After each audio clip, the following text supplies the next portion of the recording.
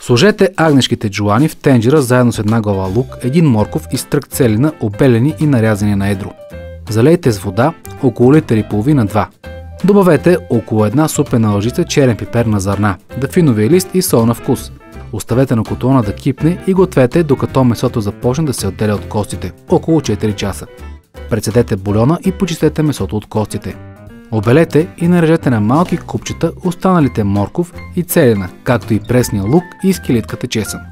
В тенджера загрейте 50 грама масло и запържете в тях за кратко нарязаните зеленчуци. Налейте в тенджерата около литър и половина от прецедения бульон и прибавете нарязания на купчета картоф. Откъснете листата на връзката джоджан, а дръжките пуснете в тенджерата. Малко по-късно изсипете и 50 грама бисерен ориз. Когато зеленчуците са готови, прибавете месото, нарязано на купчета.